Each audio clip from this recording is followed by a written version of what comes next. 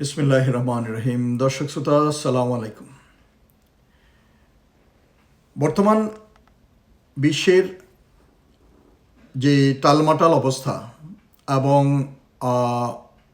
দুনিয়ার মোড়ল যারা ভাবে তারা যেরকম যুদ্ধ খেলায় নেমে গেছে, এ থেকে আমি পবিত্র কোরআনের আসলে একটি আয়াত পাঠ করতে গিয়ে যা অনুধাবন করলাম তার ভিত্তিতে আলোচনা করতে চাই। পবিত্র কোরআনের সূরা আল কাসাসের 4 নম্বর আয়াতে একটি গভীর ও চিরন্তন বাস্তবতা তুলে ধরা হয়েছে। ইবনে কাসির রহমতুল্লাহ আলাইহি তার তফসিরে ব্যাখ্যা করেছেন যে ফেরাউন কেবল একজন ঐতিহাসিক শাসকই ছিলেন না, বরং তিনি ছিলেন অহংকার, অত্যাচার ও ক্ষমতার অপব্যবহারের প্রতীক। কোরআনে বলা হয়েছে যে ফেরাউন পৃথিবীতে নিজেকে উচ্চ আসনে প্রতিষ্ঠিত করেছিল এবং মানুষের মধ্যে বিভাজন সৃষ্টি করেছিল। সে সমাজকে বিভিন্ন শ্রেণীতে বিভক্ত করেছিল যাতে তাদের উপর সহজে শাসন করা যায় এবং নিজের ক্ষমতা টিকিয়ে রাখা যায়। বিষয়টি বর্তমান অবস্থার সাথে মিলিয়ে দেখুন। ফেরাউনের এই নীতির একটি গুরুত্বপূর্ণ দিক ছিল দুর্বলদের আরও দুর্বল করে রাখা। বিশেষ করে বনি ইসরায়েলের সে অত্যন্ত নির্যাতনের মধ্যে রেখেছিল। তাদেরকে কঠোর পরিশ্রমে বাধ্য করা হতো, দাসত্বের মতো জীবন যাপন করতে হতো এবং তাদের মৌলিক মর্যাদাও ছিল না। সবচেয়ে ভয়াবহ বিষয় ছিল তাদের নবজাতক পুত্র সন্তানদের হত্যা করা এবং কন্যাদের জীবিত রাখা। এর মাধ্যমে ফেরাউন একদিকে তাদেরকে অপমানিত করতে চেয়েছিল, অন্যদিকে ভবিষ্যতে যেন তাদের মধ্য থেকে কোনো শক্তি বা নেতৃত্ব উঠে না আসে সেই আশঙ্কা থেকেই এই নিষ্ঠুর নীতি গ্রহণ করেছিল।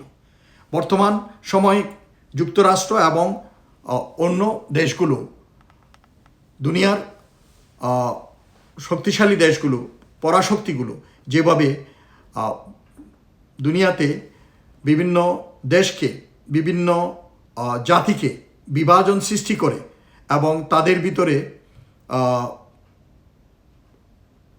বিভ্রান্তি সৃষ্টি করে, আলাদা করে একজন একজন করে তাদেরকে সাইজ করার চেষ্টা করতেছে, এর থেকে কিন্তু আমরা এই জিনিসটা মিলাতে পারি।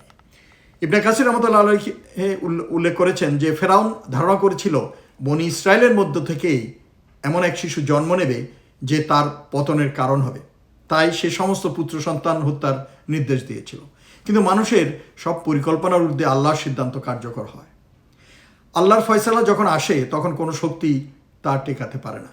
তাই কোরআনের পরবর্তী অংশে আল্লাহ বলেন, তিনি সেই নিপীড়িতদের প্রতি অনুগ্রহ করতে চান, তাদেরকে নেতৃত্ব দিতে চান এবং তাদেরকে ভূমির উত্তরাধিকারী করতে চান।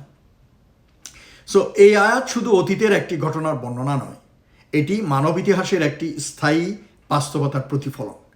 বিভিন্ন যুগে, বিভিন্ন স্থানে, এমনকি বর্তমান সময়ে অনেক অত্যাচারী শাসক বা শক্তির উদ্ভব হয়েছে যারা ক্ষমতা ধরে রাখার জন্য সমাজকে বিভক্ত করেছে, দুর্বল জনগোষ্ঠীকে নিপীড়ন করেছে এবং ভয় ও দমন নীতির মাধ্যমে শাসন করেছে। আজকের বিশ্বেও আমরা অনেক ক্ষেত্রে এই একই চিত্র দেখতে পাই। বিশ্বের বিভিন্ন অঞ্চলে মুসলিম জনগোষ্ঠী নানা ধরনের সংকট ও নিপীড়নের মুখোমুখি হচ্ছে।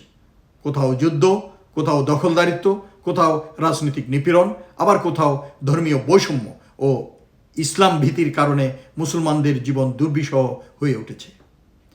ফিলিস্তিন সহ মধ্যপ্রাচ্যের বিভিন্ন অঞ্চলে দীর্ঘদিন ধরে সংঘাত ও মানবিক সংকট চলছে। বহু মুসলিম দেশ গৃহযুদ্ধ, বিদেশি হস্তক্ষেপ এবং রাজনৈতিক অস্থিরতার কারণে বিপর্যস্ত। লক্ষ লক্ষ মানুষ বাস্তুচ্যুত হয়েছে, অসংখ্য শিশু যুদ্ধের মধ্যে বড় হচ্ছে এবং অনেক সমাজ মৌলিক নিরাপত্তা ও স্থিতিশীলতা থেকে বঞ্চিত। অন্যদিকে অনেক দেশে মুসলমানরা সংখ্যালঘু হিসাবে বৈষম্য ও সীমাবদ্ধতার মুখে পড়ছে। কোথাও ধর্মীয় স্বাধীনতা সংকুচিত হচ্ছে, কোথাও সামাজিক বা রাজনৈতিকভাবে তাদেরকে প্রান্তিক করে রাখা হচ্ছে, সাইডলাইনে নিয়ে রাখা হচ্ছে, তাদেরকে ইগনোর করা হচ্ছে। এইসব বাস্তবতা মুসলিম উম্মার জন্য গভীর উদ্বেগের বিষয়। তবে কোরআনের এই আয়াত আমাদের হতাশার মধ্যে ডুবিয়ে থাকতে বলে না, বরং আমাদের আশা যোগায়। আল্লাহ এখনও স্পষ্ট করে দিয়েছেন যে তিনি ইতিহাসে অত্যাচার কখনো স্থায়ী হয়নি। ফেরাউনের মতো শক্তিশালী শাসক শেষ পর্যন্ত আল্লাহর সিদ্ধান্ত থেকে রক্ষা পায়নি। তিনি যে শিশুদের হত্যা করে নিজের পতন ঠেকাতে চেয়েছিল, সেই মুসা আল ইসলামী শেষ পর্যন্ত তার পতনের কারণ হন।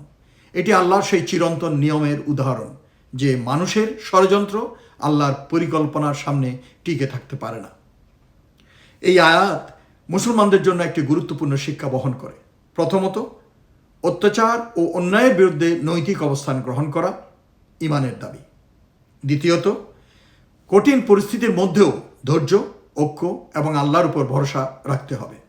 ইতিহাস প্রমাণ করে যে বিভক্ত ও দুর্বল সমাজ সহজেই অত্যাচারের শিকার হয়, কিন্তু ঐক্যবদ্ধ ও সচেতন সমাজ অন্যায়ের বিরুদ্ধে শক্ত অবস্থান নিতে সক্ষম হয়।